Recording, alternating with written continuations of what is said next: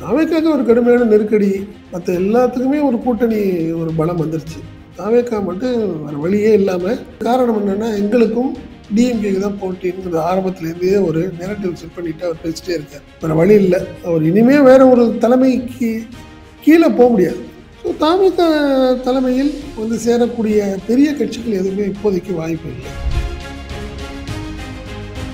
TTV, அம்மா மக்கள் Munnetra Kazhagam, OPS, இந்த மாதிரி ஆட்களுக்கான விஷயங்கள் தான் அதிகமான வாய்ப்பு. மற்றபடி பெரிய கட்சிகள் யாரும் இப்போதைக்கு அவருக்கு வாய்ப்பு இல்லைன்னா டைம் ரொம்ப கம்மி. இந்த ஒரு ஸ்டாம்பீடு விஷயம் வேறு பெரிய ஒரு குழப்பமாக இருக்கு. 234 தொகுதியிலையும் தாவேக்கா போட்டியிடுமா? ஏற்கனவே ஒரு 3 சின்னம் கொடுத்துருக்குறாங்க. அதில் ஒரு சின்னம் அறிவிக்கிறதுக்கான வாய்ப்புகள் அதிகம் அப்படின்னு சொல்கிறாங்க. ஈஸியாக ஒரு பப்ளிக்கு வந்து ரீச் ஆகக்கூடிய ஒரு 3 சின்னத்தை வந்து தாவேக்கா டிசைட் பண்ணியிருக்கு. ஆட்டோ சின்னம் வந்து கேட்டிருக்காரு விஜய். விஜய் நிற்க போறாரா இல்லையா? அவர் தான் முதல்வர். அவரே நிற்கலைன்னா ரொம்ப கஷ்டம். காரணம் என்னன்னா ஃபர்ஸ்ட் எலெக்ஷனு அவர் நின்று தான் ஆகணும். கரூர் விஷயத்தை பொறுத்த வரைக்கும் பார்த்தீங்கன்னா விஜய் நிற்கிறதுக்கான வாய்ப்புகள் இல்லை அப்படின்னா கூட.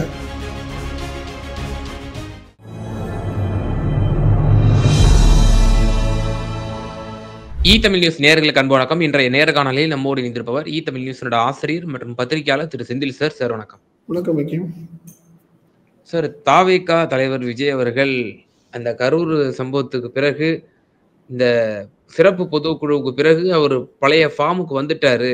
இப்போ அடுத்து ஃபுல் ஃபிளெஜா வந்து பல குழுக்கள்லாம் கூட போட்டிருந்தாரு. அவர் தன்னுடைய நேரடி கட்டுப்பாட்டிலே ஒரு வார் ரூம் போட்டிருந்தாரு. தன்னுடைய நேரடி கட்டுப்பாட்டுல எல்லாம் அவங்கள வந்து எல்லாத்தையும் கண்காணிக்க போறாராம், மானிட்டரிங் பண்ண போறாராம். ஸோ அவர் திருப்பி பேக் டு ஹிஸ் ஃபார்ம் அப்படின்ற அளவுக்கு அவர் வந்துட்டாரு. அவர் எந்த தொகுதியில் போட்டியிட போகிறார் என்கிற ஒரு தகவலும் வந்து வெளிவந்திருக்கின்றன என்கிற ஒரு செய்தியை நம்ம பார்க்கிறோம். முன்பு எல்லாரும் சொல்லிட்டு இருந்தாங்க, இந்த ஸ்டாம்பீடுக்கு பிறகு அவர் கரூர்ல நிக்க போறாருன்ட்டு. எங்க நிக்க போறார் விஜய் அவர்கள்? இப்போ தாவேக்காவுக்கு ஒரு கடுமையான நெருக்கடி. காரணம் என்னன்னா மற்ற எல்லாத்துக்குமே ஒரு கூட்டணி ஒரு பலம் வந்துருச்சு.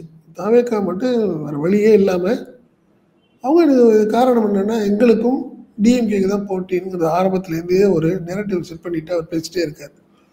வேற வழி இல்லை, அவர் இனிமே வேற ஒரு தலைமைக்கு கீழே போக முடியாது.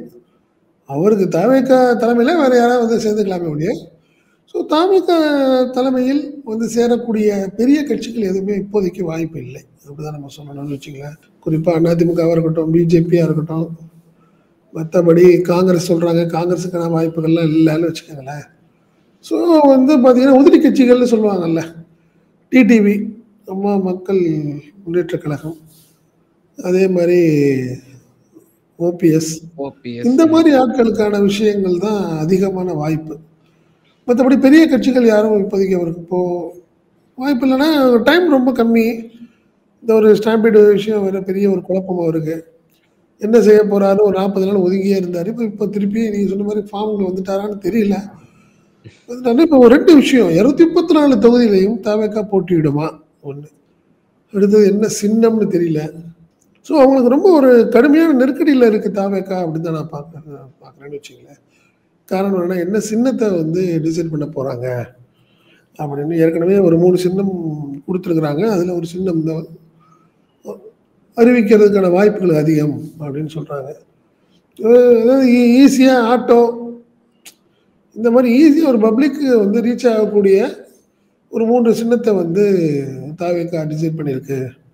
அதில் குறிப்பாக ஆட்டோ சின்னம் வந்து கேட்டிருக்காரு விஜய் அப்படின்னு ஒரு தரப்பு தகவல் சொல்கிறாங்க. இப்போ அடுத்த கட்டமாக விஜய் நிற்க போறாரா இல்லையா அப்படின்னு ஒரு கேள்வி. இல்லை, அவர் தான் முதல்வர். அவரே நிற்கலைன்னா ரொம்ப கஷ்டம். காரணம் என்னன்னா ஃபர்ஸ்ட் எலெக்ஷனு அவர் நின்று தான் ஆகணும். இது பார்லிமெண்ட் எலெக்ஷன்னா கூட அவர் வந்து நிற்கணும்னு அவசியம் இல்லை. பட் சட்டமன்ற தேர்தல், இவங்க மாநில கட்சி, அந்த ஒரு நேரட்டிவ்ல செட் பண்ணிட்டு இறங்குறப்ப பார்த்தீங்கன்னா கண்டிப்பாக விஜய் நிற்க வேண்டிய கட்டாயம் இருக்கு. முதல்ல என்ன சொன்னாங்க, திருச்சி கிழக்கு, அதாவது குறிப்பாக கிறிஸ்தவர்கள் கொஞ்சம் வாக்கு விகிதம் அதிகமாக இருக்கிற தொகுதிகளை தான் அவர் வந்து டிசைட் பண்ணுறாரு அப்படின்றது. திருச்சி கிழக்கு, அப்புறம் பார்த்தீங்கன்னா திருநெல்வேலி, தூத்துக்குடி, கன்னியாகுமரியில உள்ள சில தொகுதிகள் அப்படின்னு ஒரு டாக் ஓடிட்டு இருந்துச்சு. இப்போ அந்த கரூர் சம்பவம் நடந்துச்சுன்னு வச்சுங்களேன், 27 செப்டம்பர்.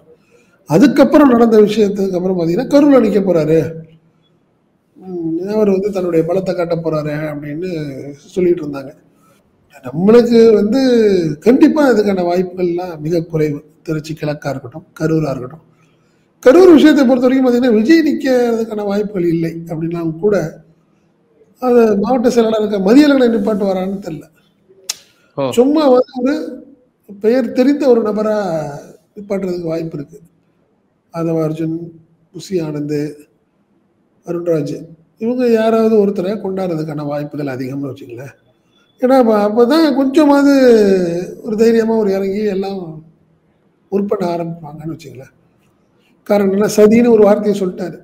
வேற ஒரு வழி இல்லை. சும்மாவது அதை வச்சு ஒரு டிராமா பண்ண வேண்டிய கட்டாயத்தில் விஜய் இருக்காரு, தாவேக்கா இருக்கு. கரூர் சம்பவம் வந்து எங்களை பழி வாங்கிட்டாங்க, போயிட்டாங்க, வந்துட்டாங்கன்னு சொல்லிட்டு இருக்கிறதுக்காகவாது ஒரு ஆளை போட்டு தான் பண்ணணும் ஒரு கட்டாயம் வச்சுங்க. அப்படி பார்த்தா நீங்க புசி ஆனந்து நிற்கிறதுக்கான வாய்ப்பு இல்லை. ஆதவ அர்ஜுனும் கண்டிப்பா ஒரு புத்திசாலி வரமாட்டார். இந்த 3 பேர்ல பாத்தீங்கன்னா ஐஆர்எஸ் தான் மாட்டுவாருன்னு சொல்றாங்க. அருண்ராஜ் ஐஆர்எஸ்க்கான வாய்ப்புகள் தான் அதிகம் அப்படின்னு ஒரு தகவல் சொல்றாங்க. கரூர்ல கரூர்ல நம்ம சொல்றது. விஜய் எங்க நிப்பாரு அப்படின்னு பாத்தீங்கன்னா, வட மாவட்டங்கள்ல ஒரு தொகுதியை அவர் நிக்க போறாரு. காரணம் என்ன, விஜயகாந்த் கூட அப்படிதான் நினைச்சார். வட மாவட்டங்கள்ல தான் வந்து சினிமா ரசிகர்கள் அதிகம் பாத்தீங்கன்னா, தமிழ்நாட்டு லெவல்ல பாத்தீங்கன்னா எம்ஜிஆர், சிவாஜி, அதுக்கப்புறம் கமல், ரஜினி, அதுக்கப்புறம் ஒரு சூழ்நிலை வந்ததுக்கப்புறம் பார்த்தீங்கன்னா விஜய், அஜித் ஒரு ஒரு செட்டப் வந்துச்சு. அடுத்த கட்டத்துக்கு வந்து வர்றப்போ பார்த்தீங்கன்னா விஜயகாந்த் காலகட்டத்திலேயே பார்த்தீங்கன்னா வட மாவட்டங்களில் தான் இந்த சினிமா மோகம் கொண்ட ரசிகர்கள் அதிகம் அப்படிங்கிறதுனால தான் பார்த்தீங்கன்னா விஜயகாந்த் வட மாவட்டங்களில் தான் தொடர்ந்து அவர் போட்டியிட்ட தொகுதிகள்லாம் அங்கே தான் இருந்துச்சு.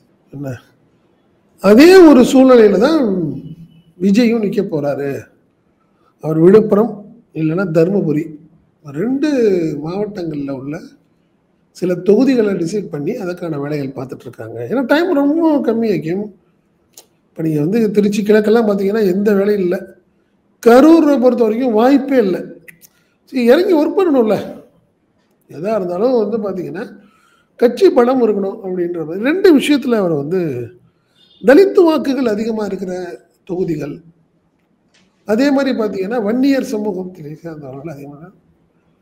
அதனால தான் ஆரம்ப காலத்திலேருந்து பார்த்தீங்கன்னா பாமக வந்து சினிமா துறையினர் எதிர்த்து போட்டிகிட்டே விமர்சனம் பண்ணிகிட்டே இருப்பாங்க. காரணம் கண்டிப்பா விஜயகாந்த கடுமையா கூட எதிர்த்தாங்க. ஏன்னா அவங்க வட மாவட்டத்துல இருக்கக்கூடிய ஓட் பேங்கை வந்து கணிசமா விஜயகாந்த் அவர்கள் வந்து உடைச்சு கொண்டு போனார். ரஜினியும் விமர்சனம் பண்ணாங்க. இந்த பாபா சினிமா இதெல்லாம் இந்த மாதிரி விஷயங்கள் பிடிக்கக்கூடிய காட்சி வருது அப்படின்னு சொல்லி ராமதாஸ் ஐயா கடுமையா பயங்கரமா விமர்சனம் பண்ணி பிரச்சனையாச்சுன்னு வச்சுங்க. அதனால வட மாவட்டங்கள் தான் எப்பயுமே சினிஃபீல் ஆட்களுக்கு யார் இருந்தாலும் தகுதியான தொகுதி அந்த மாவட்டங்களில் தான் வாய்ப்பு இருக்கு அப்படின்னு சொல்றாங்க. அதனால வட மாவட்டங்கள் குறிப்பா விழுப்புரம் சொல்லிட்டே இருக்காங்க. ஏற்கனவே அவர் உங்களுக்கு விக்கிரவாண்டி அவருக்கு வந்து ஒரு பெரிய முதல் மாநில மாநாடு அங்கே நடந்தது. ஆமா. ஸோ அந்த ஏரியால தான் அவர் நிற்க போறாரு.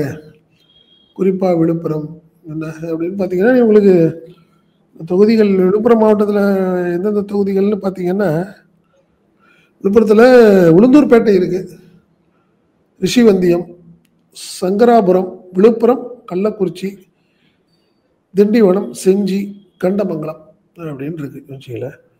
விழுப்புரம் தான் அதிகமாக சொல்றாங்க. விழுப்புரத்துக்கான வாய்ப்புகள் தான் அதிகம் அப்படின்னு சொல்றாங்க. அதனால காசிப்பா திருச்சி கிழக்கு அப்படிங்கிறது சூழ்நிலையோ கரூருங்கிறதுக்கான வாய்ப்புகள்லாம் இல்லை. வட மாவட்டங்களில் ஒரு தொகுதியை, விழுப்புரத்தில் உள்ள ஒரு தொகுதியை ரெடி பண்ண சொல்லிட்டாரு அப்படின்னு சொல்றாங்க. இப்போ நடந்தது இல்லை. சிறப்பு பொதுக்குழுல நீங்க வந்து பார்த்தீங்கன்னா கள்ளக்குறிச்சி மாவட்ட செயலாளரை கூப்பிட்டு வந்து பேசியிருக்காரு, 2 நிமிஷம் பேசினாரு அப்படின்னு ஒரு தகவல் சொல்றாரு. நிறைய வேலை இருக்கு உனக்கு, அவனை சொல்லி அனுப்புறேன், ஆள்லாம் கொஞ்சம் ரெடி பண்ணிக்க அப்படிங்கிற மாதிரி சொல்லியிருக்காரு. அப்படிங்கிறது அந்த அடிப்படையில் பார்க்குறப்ப வட மாவட்டத்தில் குறிப்பா விழுப்புரம் மாவட்டத்தில் ஏதாவது ஒரு தொகுதிக்கு வரப்போறாரு அப்படின்னு தான் சொல்றாங்க. இப்போ இந்த வட தமிழகத்துல தான் வந்து எடப்பாடி பழனிசாமிக்கும் வந்து சரி, அதே போல திமுக விசிகாவுக்கும் சரி ஒரு கடுமையான ஒரு போட்டி இருக்கக்கூடிய ஒரு பகுதி. கொங்கு மண்டலமும் சரி, வட தமிழகத்துல பாமகவும் ஒரு மெயின் ஃபேக்டரா இருக்கிறாங்க. கடந்த காலத்துல பார்க்குறோம், விருதாச்சலத்துல தான் கேப்டன் விஜயகாந்த் அவர்களும் போட்டியிட்டு இருந்தாரு. இப்போ வட வட வட தமிழகத்த தேடி தேர்ந்தெடுக்கிறாங்கன்னா, அது எப்படி என்ன கணக்கு வச்சு நம்ம அத 2 புரிஞ்சுக்கிறது? விஷயம் தான் நம்ம சொன்னதுதான். நம்ம ம், சொன்னது வந்து சினிமா மோகம் கொண்ட ரசிகர்கள் அதிகம். ம், அது வந்து வட மாவட்டங்கள்ல இருக்கு. அது குறிப்பா பார்த்தீங்கன்னா, வன்னியர் சமூகம் என்று தலித் சமூகத்தை குறிவைத்து விஜய் காய் நகர்த்துகிறார். ம். ஈஸியா இருக்கும் நம்மளுக்கு அப்படின்னு நினைக்கிறாரு. ஓ! அப்படின்னு சொல்றாங்க. அப்படி பார்க்குறப்ப பார்த்தீங்கன்னா, நீங்க வன்னியர் சமூகம்ங்கிறப்ப 2ஆ பிரிஞ்சிருக்கு பாமக. ஓகே. புரியுதுங்களா? 2ஆ பிரிஞ்சிருக்கு. அது அவருக்கு ஒரு லாபமா கூட இருக்கலாம். பட் ஏற்கனவே வந்து தாரமா டைரக்ட்டா அட்டாக் பண்ணிட்டு இருக்காரு திருமாவளவன். விடுதலை சிறுத்தைகள் டைரக்ட்டாவே அட்டாக் பண்ணிட்டு தான் இந்த இருக்கு. எனக்கு ஒரு கேள்வி இருக்கு. திருமாவளவன் கடுமையான விமர்சனத்தை திரு விஜய் அவர்கள் மீது முன்வைக்கிறார். இவர் சங் பரிவாருக்கு அடிபணிந்து விட்டார் விஜய் அவர்கள் அப்படின்னு சொல்லி, அந்த ஸ்டாம்பீடுக்கு பிறகாகவும் சரி, அதுக்கு முன்பாகவும் சரி கடுமையான விமர்சனத்தை அவர் முன் வச்சுட்டு இருந்தாரு. இதுக்கு அவர் மீது வைக்கப்பட்ட விமர்சனம் வந்து, தலித் வோட் பேங்க் வந்து இப்ப விஜய் பக்கம் போயிடுச்சு. அப்படிங்கிற ஒரு கருத்து சொல்லப்பட்டது. அதனுடைய பதற்றத்தினுடைய வெளிப்பாடு தான் விஜய் போட்ட போயிடுச்சுன்னு இப்படி சொல்ல வந்து முடியாது. கடுமையான விமர்சனம். போயிடுச்சுன்னு சொல்ல முடியாது. ஏன்னா ஃபர்ஸ்ட் தேர்தல் தானே இது. குறிவைத்து காய் நகர்த்துகிறார் விஜய். அதுக்கு முன்னாடியே நம்ம அடிச்சிடணும்னு நினைக்கிறாரு நான். ம். நீங்க ஒரு கேள்வி நீங்க சொன்னீங்கல்ல. அவர் வந்து சங் பரிவார்கள் பார்த்தீங்கன்னா, வெங்கட்ராமன் பொருளாளர். அவரு வந்து ஆர்எஸ்எஸ் உடைய பின்புலம்னு சொல்றாங்க. நிர்மல்குமார் ஏற்கனவே பிஜேபிலேருந்து இருந்தவர் தானே. இருந்தது தான். ஒரு ஆர்எஸ்எஸ் உடைய ஒரு பேக்கிங்ல உள்ள ஆளு தான். ஆதவார்ஜுன் எதுலயுமே சேர்த்து இல்ல. இல்ல. அவரு கொள்கை ரீதியா அவருக்கு எங்க வாய்ப்பு கிடைக்குதோ சான்ஸ் கிடைக்கிறவங்களாம் பேசிட்டு இருப்பாரு. அதனால நீங்க அப்படி இருக்கிறப்ப தான் அத குறி வச்சு தான் திருமா சொல்றாரு. அதனால திருமா சொல்றதையுடைய கருத்த வந்து நம்ம வந்து நெக்லெக்ட் அதாவது சுத்தமா புறந்தள்ள முடியாது. ம். அதனால சங் பரிவாரங்களுடைய ஆதிக்கம் அதிகமா இருக்கு தாவேக்கால இருக்குன்னு சொல்றதுக்கு சான்சஸ் நெறையா தான்னு வச்சுக்கங்களேன். அந்த ஒரு விஷயம். பட் இந்த தேர்தல் வந்து குறிப்பா தலித் வாக்குகளை குறிவைத்து விஜய் காய் நகர்த்துகிறார் அப்படின்னு ஆ. சொன்னா நம்ம ஒத்துக்கலாம். அதனோட மாற்று எனக்கு இல்ல. இதுல முக்கியமான ஒரு கேள்வி இருக்கு சார். இந்த விஷயத்துல தான். இப்ப தலித் சமூகத்தினுடைய வாக்கை குறி வைத்து விஜய் நகர்த்துகிறார் என்ற ஒரு முக்கியமான கருத்த முன் வச்சிருக்கீங்க. இந்த ஆமா. இடத்துல தான் திரு சீமான் அவர்களிடம் விஜய் அவர்கள் வந்து லாக் ஆவாரு அப்படிங்கிற ஒரு கருத்து சொல்லப்படுகிறது.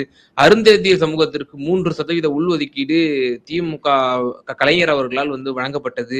இந்த உள்ஒதுக்கீட்டை முன்பு எதிர்த்த அதிமுக கூட இப்போது வந்து ஆதரிக்கிறது. அந்த வாக்கு வங்கி வேண்டும் நமக்கு என்பதற்காக. ஆனால் திரு சீமான் அவர்கள் பறையர் மற்றும் தேவேந்திரகுல வேளாளர் சமூகத்திற்கு வந்து கூடுதலா வந்து 3% நீங்க உயர்த்தி குடுக்கணும் அப்படின்னு சொல்லி அந்த உள்ஒதுக்கீட்டால இவங்க பாதிக்கப்படுறாங்க அப்படின்னு சொல்லி தமிழ் சமூகத்தில் இருக்கக்கூடிய பட்டியலினத்தவர்களுக்காக அவர் குரல் குடுக்குறாரு அப்படின்ற ஒரு விஷயத்த முன்வைக்கிறாங்க. இப்போ பறையர் தேவேந்திரகுல வேளாளர் சமூகம் சீமான் பக்கம் ஒன்று திரள் கூட வாய்ப்புகள் இருக்கிறது. இந்த இடத்துல நீங்க ஒரு ஸ்டாண்ட் எடுத்தே ஆகணும் விஜய் அவர்களே அப்படின்னு சொல்லி சீமான் தரப்பு வாதங்களும் முன்வைக்கப்படுது. அவ்வளோ ரிஸ்க் எடுக்க விஜய் பண்ணுவாரான்லாம் தெரியல. ஏன்னா ம். நீங்க சீமான் வந்து என்ன சொல்றாரு, இவங்கள அருந்ததியினர் வந்து வந்தேரிகள். ஆமா. அவங்கெல்லாம் வெளியிலேருந்து வர்றாங்க. இப்ப இவங்கெல்லாம் ஆந்திரா. மண்ணின் மைந்தர்கள் கிடையாதுங்கிறது தான் அவருடைய வாதம். அதுதான் ம். பிரச்சனையாயிட்டே இருக்குன்னு வச்சுக்கங்களேன். இப்ப இந்த விஷயத்துலயும் இப்போ பொறுத்தவரைக்கும் பார்த்தீங்கன்னா, வட மாவட்டங்கள்ல பார்த்தீங்கன்னா, பறையர் சமூகத்தை சேர்ந்தவர் தான் அதிகம். ஆமா. புரியுதுங்களா? நீங்க பல்லர் சமுதாயத்தை சேர்ந்தவர்கள்னு பார்த்தீங்கன்னா, தென் மாவட்டங்கள் தான். தென் மாவட்டங்கள்ல இருப்பாங்க. தென் மாவட்டங்கள்ல அவங்க இருப்பாங்க. அருந்ததியினர் வந்து கொங்கு மண்டலம். ஸோ ம். இந்த முறை வந்து வட மாவட்டங்கள்ங்கிறப்போ, கண்டிப்பா ஒரு சவாலா இருக்கும். யாருக்கு? திருமாவுக்கு. திருமாவளவன் அவர்களுக்கா? ஓ! பட் நல்லா திருமா வந்து ஃபைட் பண்ணுவாரு. அதெல்லாம் மாற்று கருத்து கிடையாது. காரணம் என்னன்னா, இன்னைக்கு வந்திருக்க விஜய்க்கு கிட்டத்தட்ட 20, 25 வருஷமா அந்த சமுதாயத்திற்காக போராடி கொண்டிருக்கிற ஒரு நபர் வந்து திருமா. அதுல யாரும் மறுக்க முடியாது. இன்னைக்கும் வரைக்கும் கூட இந்த சமுதாயத்திற்காக அவர் தொடர்ந்து போராடிட்டு இருக்காருன்னு வச்சுக்கங்களேன். பட் அதனால எனக்கு தெரிஞ்சு இன்னைக்கு வந்த விஜய்க்கு உடனே அவங்கலாம் வந்து ஈல்ட் ஆகி உடனே ஓட்டு போட்டுருவாங்களா? அவருடைய பரப்புரையை ஏத்துக்கிட்டு உடனே போயிடுவாங்களா? அப்படிங்கிறதெல்லாம் ஒரு ம். பெரிய கேள்விக்குறி தான். அதெல்லாம் மாற்று கருத்து கிடையாது. இதுல அன்புமணி பிரிவு தாவேகா பக்கம் ஒருவேளை சென்று இந்த தேர்தலை சந்தித்தால், திமுக வெர்சஸ் தாவேகா என்கிற ஒரு களம் வந்து இந்த வட தமிழகத்துல வந்துராதா? அப்படின்னா? அதிமுக பின்னாடி 3 தள்ளிருவாங்களா 3வது? இல்ல எனக்கு தெரிஞ்சு நீங்க சொன்ன மாரி அன்புமணி என்ன முடிவு எடுக்காருன்னு தெரியல. அவர் வந்து என்ன காரணம்னா, ஒரு விஷயம் தான். இந்த பொருளாதார ரீதியான விஷயங்கள்ல வந்து அன்புமணி வந்து ஒரு தெளிவா இருப்பார். அப்படி பார்க்குறப்ப விஜய்ட்ட எந்த பிரதிபலனும் எதிர்பார்க்க முடியாதுல்ல. சீட்டு ம். குடுப்பாரு. மத்ததுல குடுக்க வரதுக்கு வாய்ப்பு இல்லல்ல. ஸோ, ம். அதனால நீங்க அன்புமணி வர்றதுக்கு வாய்ப்பு ரொம்ப கம்மி. நான் அந்த ஒரு அந்த அந்த அந்த சின்ன ஃபேக்டர்ல தான் நான் வந்து மாறுபடுறேன். அன்புமணிக்கு கொள்கை ரீதியா, இல்ல போட்டு பார்க்கலாம், நம்ம அப்பாவ போட்டு பார்க்கலாம்னு நெனச்சு போனாருன்னா, விஜயோட போயிருக்கலாம். போவார். பட் வாய்ப்பு இருக்கா? அப்படின்னு பார்த்தா கேள்விக்குறி தான். அவரு வந்து பிஜேபி, ஏடிஎம்கே கூட்டணிக்கு போறதுக்கான தான் வாய்ப்புகள் அதிகம். 2வது வருங்காலங்கள்ல இல்ல இந்த முறையும் பார்த்தீங்கன்னா, மாம்பழம் யாருக்கு போகும்? ம். இல்ல இல்ல ஒருவேளை ஃப்ரீஸ் ஆயிடுச்சு. இந்த முறை ஃப்ரீஸ் ஆயிடுச்சு. நம்ம பாராளுமன்ற தேர்தல்ல நீங்க தர்மபுரியில மீண்டும் அன்புமணியுடைய மனைவி வந்து நிக்கணும் அப்படிங்கிற ஒரு கட்டாயம்லாம் வந்ததுன்னா, மாம்பழம் அந்த தொகுதி இது வேணும். சின்னம் வேணும் அவருக்கு. தேர்தல் கமிஷனுடைய உதவி வேணும். அதனால பிஜேபி பக்கம் தான் அவர் இந்த முறை போகிறதுக்கான வாய்ப்புகள் அதிகம்னு வச்சுங்களேன். அவர் விஜய் பக்கத்துக்கு போறது வாய்ப்பு ரொம்ப கம்மி. பட் அவர் எந்த பக்கம் இருக்காரோ அதுக்கு ஆப்போசிட்டா ராமதாஸ் இருப்பார். இன்னும் சொல்லப்போனா திமுக கூட்டணியில கூட அவரு ஆதரவு தெரிவிக்கிறதுக்கான வாய்ப்புகள் அதிகம்னு வச்சுக்கங்களேன் ராமதாஸ். ஏன்னா கண்டிப்பா அவர் விஜய் பக்கம் போக முடியாது. அவர் சீனியாரிட்டிக்கு விஜயோட போக மாட்டார். யாரு? ராமதாஸ். வேற ஆப்ஷன் இல்ல. திமுகவுக்கு வந்து ஆதரவு தெரிவிச்சு அவங்க சுய சின்னத்தில தான் நிக்கிறதுக்கான வாய்ப்புகள் அதிகம். ஏன்னா 2 பேருக்கும் இந்த முறை மாம்பழம் சின்னம் கிடைக்கிறதுக்கான வாய்ப்பு இல்லை. சட்டமன்ற தேர்தல்ல. ஸோ அதனால விஜய்க்கு வந்து இந்த வட மாவட்டங்கள்ல உள்ள ஒரு தொகுதி வந்து அவரு ட்ரை பண்ணி பார்ப்பார். ஆனா கண்டிப்பா விடுதலை சிறுத்தைகள் கடுமையா இறங்கி ஒர்க் பண்ணணும். அதுல வந்து ஒரு தோல்வி தான் விஜய்க்கு அதிகம்னு வச்சுக்கோங்களேன். 2வது கட்டமைப்பு. அவங்களுக்கு ஒவ்வொரு தெருவுலயும் இருக்கு விடுதலை சிறுத்தைகளுக்கு இருக்கு. விடுதலை சிறுத்தைகள் அண்ட் திமுக, இன்னும் சொல்லப்போனா காங்கிரஸ். ஸோ இந்த ஒரு சூழ்நிலை நல்லாவே இருக்கிறப்போ, ஈஸி வின்னிங் தான் இருக்கும். விஜய்க்கு வந்து ஒரு ஒரு இந்த இந்த அறிமுக தேர்தல் வந்து அவருக்கு எந்த அளவுக்கு வாக்கு விகிதம் அவருக்கு கிடைக்குங்கிறது தான் இந்த ஒரு கேள்வி. இந்த முறை அவருக்கு தான் ஒரு வெற்றி, அவர் தான் சிஎம் அப்படின்லாம் சொல்லிட்டு இருந்தாங்கன்னா, அது வந்து ஒரு முட்டாள்தனம்னு வச்சுக்கங்களேன். அதனால வட மாவட்டங்களை குறிவைக்கும் விஜய் வந்து தனக்கு வந்து முதல் தேர்தல்ல ஒரு போட்டி போட்டு கணிசமான வாக்குகள் வாங்குவார். ஏன்னா விஜயகாந்த் காலம் வேற.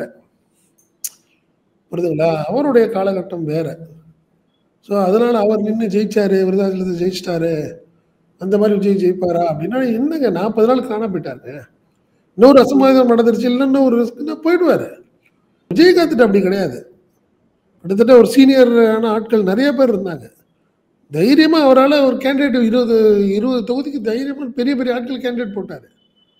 காலப்போக்குல அவங்கலாம் அதிமுகவுக்கு போனாங்க, திமுகவுக்கு போனாங்க. அதெல்லாம் வேற விஷயம். பட் ஒரு சீனியாரிட்டியோட இருந்த ஆட்கள் நெறைய பேர் இருந்தாங்க. யார்ட்ட? விஜயகாந்த்ட்ட. விஜய்ட்ட அப்படி இல்ல. அந்த 3, 4 பேர தாண்டி வேற யாருமே இல்ல. புரியுதுங்களா? ரொம்ப கஷ்டம் அவருக்கு. ஏன்னா அவங்க தாக்கு பிடிப்பாங்களா? அது மிகப்பெரிய ஒரு பலம் வாய்ந்த திமுக, அதிமுகவுக்கு இடையில அவங்க போயி போட்டி போட்டு இறங்கி கேடஸு சோசியல் மீடியாவ மட்டுமே வச்சுக்கிட்டு ஜெயிக்க முடியுமாங்கிறது கேள்விக்குறி தானே வைக்கும் அதுல. புரியுதுங்களா? அதனால சொல்றேன் நானு. ஒவ்வொரு பூத்லயும் ஆட்கள் போடணும், ஒர்க் பண்ணணும், ஃபைட் பண்ணணும். இதெல்லாம் நெறைய விஷயங்கள் இருக்கு. ஆனா வட மாவட்டங்கள்ல நிக்கும் விஜய் ஒரு தாக்கத்தை ஏற்படுத்துவாரே ஒழிய வெற்றி ருசிப்பாரா? அப்படிங்கிறது ஒரு கேள்விக்குறி தான். நிச்சயமா சார். ஒரு எக்ஸ்க்ளூசிவான தகவல் சொல்லியிருக்கீங்க. வட தமிழகத்தை திரு விஜய் அவர்கள் இந்த தேர்தலிலே வந்து அவர் குறிவைக்கிறார். ஒரு வெற்றிடமே இருக்குன்னே சொல்லலாம். ஏன்னா, இப்ப திமுகவினுடைய அலையன்ஸ்ல விசிக இருக்கு. அவங்க தான் வந்து ரொம்பவே பலம் வாய்ந்த ஒரு அணியா இருக்காங்க. எதிர் அணியில பார்க்குறோம் பாட்டாளி மக்கள் கட்சி 2 பாமகவா ஆயிப்போச்சு.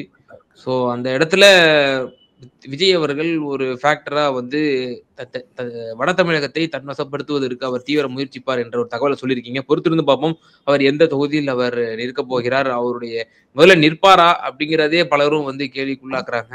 பொறுத்திருந்து பார்ப்போம் சார். ரொம்ப நன்றி உங்களோட நேரத்த பயந்தமைக்கு. நன்றி. நன்றி.